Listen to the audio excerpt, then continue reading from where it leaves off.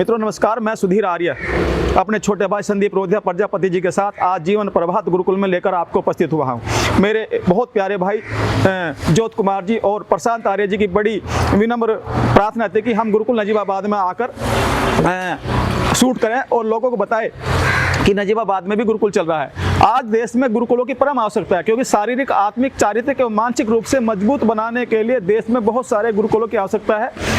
गुरुकुलों में लगातार 16 घंटे लगातार वर्ष भर विभिन्न प्रकार से विद्यार्जन कराया जाता है, जबकि स्कूलों में मात्र 180 दिन 4 घंटे शिक्षा प्रदान की जाती है। गुरुकुल शुद्ध वर्ण व्यवस्था का पालन करता है, दूषित जाति व्यवस्था का नहीं है, सत्य सनातन परंपराओं के पालन हेतु समर्पित है। गुरुकुल में प्रतिदिन की दिनचर्या जो बच्चे हैं उसमें करके स्वावलंबी बनते हैं। आज राष्ट्र को विदुर, चाणक्य और वाल्मीकि और भरतहरि की शिक्षाओं की अत्यंत आवश्यकता है। आचार्य विष्णु शर्मा की शिक्षा की आवश्यकता है, जो गुरुकुल में ही मिल सकती है।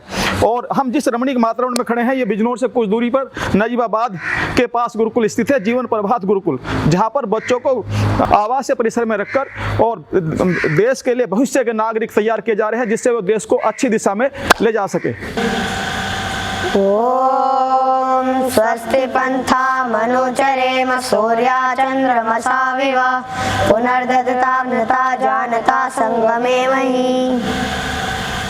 हम जीवन प्रभात गुरुकुल के ब्रह्मचारी आपके समक्ष एक गीत प्रस्तुत करना चाह रहे हैं, कृपया ध्यान से सुने। ऋषि ऋण को चुकाना है और राष्ट्र बनाना है, तो मिलके बढ़ो मंजिल पे चढ़ो, चढ़ने का जमाना है। देश के कोने कोने में संदेश सुनाना है, ऋषि ऋण को चुकाना है और राष्ट्र बनाना है। हम कस कर कमर चले हैं, निकले हैं इस मार्ग में, ले मजबूत इरादा, हम कभी न विचलित होंगे, ना होंगे परवाह नहीं, चाहे आए कितनी बाधा। हमारा वेद खजाना है जो सबसे पुराना है, तो मिलके बढ़ो मंजिल पे चढ़ो, चढ़ने का जमाना है। देश के कोने कोने में संदेश सुनाना है, ऋषि ऋण को चुकाना है और राष्ट्र बनाना है। असमानता की यह खाई, हाँ खाई अब पाटनी है समाज के आंगन में। मजहब की ये दीवारें, हाँ दीवारें नहीं राखनी है माता के दामन में। पाखंड का डगाना है, दलितों को उठाना है, तो मिलके बढ़ो मंजिल पे चढ़ो, चढ़ने का जमाना है। देश के कोने कोने में संदेश सुनाना है, ऋषि ऋण को चुकाना है और राष्ट्र बनाना है। सूरज के किरण से तप कर, हाँ तप कर, जब निकलेगा मेहनत का पसीना, सोना उगलेगी धरती, हाँ धरती खुशहाली हो, दूध दही का पीना। खेतों में कमाना है, उद्योग लगाना है, तो मिलके बढ़ो मंजिल पे चढ़ो, चढ़ने का जमाना है। देश के कोने कोने में संदेश सुनाना है, ऋषि ऋण को चुकाना है और राष्ट्र बनाना है। आपस के झगड़े सारे सारे, हाँ सारे। पंचायत में अपने आप निपटाओ, इस दहेज के चक्कर से यह विनती करे समाज को बचाए। महंगे का जमाना है, ना लुटाना है, तो मिल के बढ़ो मंजिल पे चढ़ो, चढ़ने का जमाना है। देश के कोने कोने में संदेश सुनाना है, ऋण को चुकाना है और राष्ट्र बनाना है। ना रिलैक्स होकर पढ़िए। तो सही बजे ये मिलाकर मजा बस।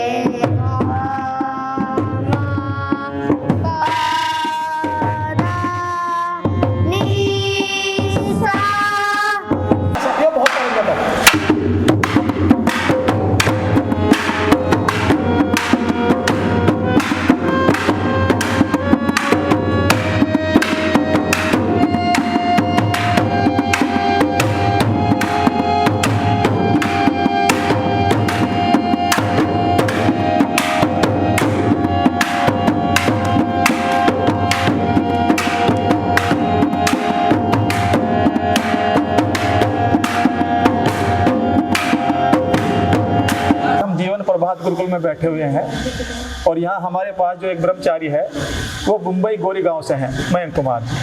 मयंक कुमार जी, आपको मुंबई से यहाँ के गोरेगांव से आए हो आप, तो कैसा महसूस हो रहा? जैसे गुरुकुल में रह रहे हो आप, गुरुकुल की दिनचर्या, मम्मी पापा की याद आती है? जी आती है। याद आती है?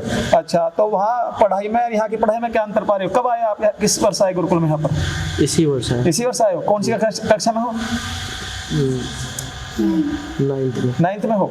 अच्छा, कितना समय लगता है आपको यहाँ से अपने घर तक जाने में? कितने घंटे लगते हैं? 2 दिन लगते हैं। अच्छा, और 9th कक्षा में हो तो वहाँ तो मराठी में पढ़ते होंगे, यहाँ हिंदी में पढ़ते हो, कैसा अंतर नहीं लग रहा आपको? नहीं, अंतर नहीं लग रहा, दोनों चीज सेम है। दोनों सेम है, बस बोलने का तरीका लगे। तो वहाँ जैसे मराठी में पढ़ते थे, मराठी लैंग्वेज भी देवनागरी में लिखी जाती है, हिंदी की तरह लिखी जाती है? हिंदी की तरह। अच्छा, बस बोलने का तरीका अलग है, मतलब कि तू तड़ाक और रे तू जाता होता। अच्छा, तो यहाँ महसूस हो रहा। तो यहाँ सबका व्यवहार आपके प्रति कैसा? अच्छा है, बहुत ज्यादा अच्छा है? जैसे आप दूर से हो? अच्छा है। अच्छा है। तो जैसे भोजन वहाँ अलग तरह का है, यहाँ गुरुकुल में अलग तरह का है, उससे कोई दिक्कत? नहीं, उससे कोई दिक्कत नहीं। अच्छा, उससे कोई दिक्कत नहीं, ये बात। चलो अच्छा है, तो बढ़िया महसूस हो रहा है आपको। तो ये हमारे बीच जो छात्र हैं, ये ब्रह्मचारी हैं, ये गोरेगांव मुंबई से हैं और जो आर्ट्स पद्धति से देश में अपना योगदान देने के लिए और अपना भविष्य निर्माण करने के लिए गुरुकुल में रह रहे हैं। देखो कितनी दूर से हमारे पास बैठे हैं मयंक कुमार जी, गोरेगांव मुंबई से। जी हम जीवन प्रभात गुरुकुल के ब्रह्मचारियों के सानिध्य में बैठे हुए हैं और इस गुरुकुल में आज ब्लॉग बनाने के लिए, गुरुकुल शिक्षा पद्धति से लोगों का परिचय कराने के लिए सुधीर आर्य अपने छोटे भाई संदीप रोधे जी के साथ उपस्थित हुआ हूँ। मेरे साथ इस गुरुकुल के आचार्य श्री राजपाल आर्य जी उपस्थित हैं। आचार्य जी, इस गुरुकुल की स्थापना किस वर्ष हुई? इसकी स्थापना जी 2023 में, अच्छा, 1 अप्रैल 2024 23 में, अच्छा 23 में हुई। अच्छा। और ये हमने गुरुकुल इसीलिए खोला है कि गुरुकुल जगह जगह होने चाहिए। और क्योंकि हम अंगल भाषा पढ़ते हैं, अंगल भाषा से क्या है कि पढ़ाई तो कर रहे हैं, कमाने का संसाधन जुटा लेंगे, लेकिन संस्कार हमें प्राप्त नहीं हो पा रहे, जिससे हम अपनी आगे की पीढ़ी को संभाल सकें, अपने माता पिता को देख सकें कि हमें उनके साथ कैसा व्यवहार करना चाहिए और उनका व्यवहार हमारे प्रति कैसा होना चाहिए। ये संस्कार अगर हमें प्राप्त करने तो गुरुकुल की तरफ हमें मुड़ना होता है और मुड़ना भी चाहिए। अच्छा, तो जैसे यहाँ पर गुरुकुल में बच्चे रह रहे हैं, जी जी, तो इनसे कितनी फीस लेते हो आप? हम इनसे फीस तो नहीं लेते हैं, लेकिन फीस के माध्यम से एक भोजन शुल्क जो हमने रखा है वो 2000 रुपये महीने। अच्छा, हाँ जी, यानी कि 24,000 पर ईयर। हाँ, अगर कोई बहुत गरीब ज्यादा बच्चा हो और वो 24,000 देने में भी सक्षम ना हो, फिर उसे हम निःशुल्क पढ़ाते हैं। अच्छा जी, तो उससे गुरुकुल या आप लोगों के समाज के माध्यम से ही हम उसका शिक्षा दीक्षा करते हैं। अच्छा, प्रवेश प्रक्रिया कब शुरू होती है आपके यहाँ? ये जी मार्च अप्रैल से शुरू हम कर देते हैं, अप्रैल से। और कौन सी कक्षा में प्रवेश लेते हैं आप? प्रवेश तो हम लेते हैं जी 5वीं कक्षा से। 5वीं कक्षा से। जी। तो प्रवेश प्रक्रिया कोई टेस्ट प्रक्रिया है या जो भी पहला आओ पहला पाओ वाली प्रक्रिया है? नहीं, अब टेस्ट रख दिया है, क्योंकि टेस्ट के बिना योग्य बच्चा लेना चाहिए। देखो बिल्कुल योग्य भी नहीं, क्योंकि ये हम अगर स्वर सिखाएंगे तो हमें कई वर्ष लग जाएंगे। स्वर विद्यालय में सीख करके बच्चा हमारे पास हिंदी पढ़ना आ जाए, इतने में हम उसे ले लेते हैं। मतलब ठीक हो, हाँ, थोड़ा सा ठीक होना चाहिए। और इसकी बात क्या है कि जिस हमारा जो उद्देश्य होता है कि उसे किस पद पर पहुंचाना है, तो उस पद में वो सहायक हो जाता है। क्योंकि हमें अक्षर ज्ञान, वर्णमाला का जो ज्ञान होता है वो कराना नहीं होता है, उससे ऊपर हम सीढ़ी दर सीढ़ी चलते जाते हैं। वेद व्याकरण इत्यादि समझने के लिए हिंदी को आना बहुत आवश्यक होता है। कितने बच्चे हैं आपके यहाँ इस गुरुकुल में? यहाँ पर जी 31 बच्चे हैं अभी। और अध्यापक कितने होंगे? अध्यापक गुरुकुल के 3 हैं अभी 3 अध्यापक जी। तो जैसे बच्चों को भोजन जो प्रक्रिया है, भोजन बनाने के लिए कितने रसोइये रखे हुए 31 बच्चों के लिए? 31 बच्चों में हमारे पास 1 रसोइया है, बाकी बच्चे सहयोग करते हैं। अच्छा जी। ये तो जैसे यहाँ आपकी किस कक्षा तक इस समय बच्चे हैं आपके पास गुरुकुल? हमारे पास कक्षा 5वीं से लेकर के और 12वीं कक्षा तक के उपस्थित बच्चे हैं। और जैसे संध्या हवन प्रतिदिन होता है या सप्ताह? जी, संध्या और हवन हम दोनों समय करते हैं, नित्य करते हैं, प्रतिदिन करते हैं। अच्छा, जैसे योगासन आदि है बच्चों को प्रतिदिन कराते हैं? हाँ, प्रतिदिन योगासन सुबह 4 बजे से और 6 बजे तक हमारा योगासन प्राणायाम इत्यादि होता है। 6 बजे से 7 बजे के बीच हमारा यज्ञ भी होता है और यज्ञ के पश्चात ही हम प्रातराश आदि लेते हैं, उसके बाद ही हमारी कक्षा शुरू होती है। तो गुरुकुल किस बोर्ड से मान्यता प्राप्त है? ये बोर्ड अभी हुआ नहीं, लेकिन हम जल्द से जल्द इसे सांदीपनि महर्षि सांदीपनि राष्ट्रीय वेद विद्या प्रतिष्ठान से जोड़ेंगे हम इसे। अच्छा, वर्तमान में किस बोर्ड से बच्चों को शिक्षा प्राप्त करा रहे हो? अभी यूपी बोर्ड से हम दिला रहे हैं। अच्छा, जी। भविष्य में जो है हाँ, दूसरे बोर्ड से करा? जी जी, गुरुकुल बोर्ड से। जी। अच्छा, तो जैसे दूर दूर के बच्चे हैं जी, ये बम्बई से भी है मयंक बाबू जी जी जी। अब कल को इनको मम्मी पापा की याद आ जाए, इनका तो दिल बड़ा दुखी होता होगा, तो उस ऐसी स्थिति में क्या करते हो आप? ऐसी स्थिति में ये है जी, एक दोहा कहा गया है कि गुरु कुम्हार शिष्य कुंभ है, गड़ी गड़ी काटे खोट, भीतर हाथ सहार दे और बाहर बाहे चोट।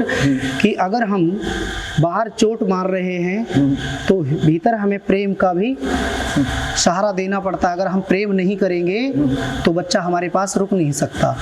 इसलिए गुरु में ये माता पिता का भाव भी होना चाहिए, गुरुत्व भी होना चाहिए, क्योंकि कड़क भी आना चाहिए और नम्रता भी आनी चाहिए। जैसे माता नम्र होती है, पिता कड़क होता है, और ये दोनों के गुण गुरु में विद्यमान होने चाहिए, तभी गुरु के पास बच्चा टिकता है। वैसे गुरुकुल में गुरु के भरोसे पर ही, एक विश्वास के ऊपर ही बच्चा वो लोग देते हैं। क्यों? क्योंकि गुरु होता है उसमें मातृभाव और पितृभाव दोनों होते हैं, इसलिए बच्चा हमारे पास रहते हैं। अगर हम इन्हें प्रेम ना दें तो ये बच्चा भाग जाएंगे। तो जीवन प्रभात गुरुकुल में बिजनौर से आने के लिए क्या व्यवस्था, किस प्रकार लोग आए? अगर दाखिले के लिए प्रवेश करने के लिए आएंगे तो बिजनौर से किस प्रकार आए? जगह इसकी लोकेशन क्या रहेगी? इसकी लोकेशन है बिजनौर रोड, नजीबाबाद, जलालाबाद नगर। अच्छा, जीवन प्रभात गुरुकुल जलालाबाद, नजीबाबाद और बिजनौर रोड, तहसील नजीबाबाद है।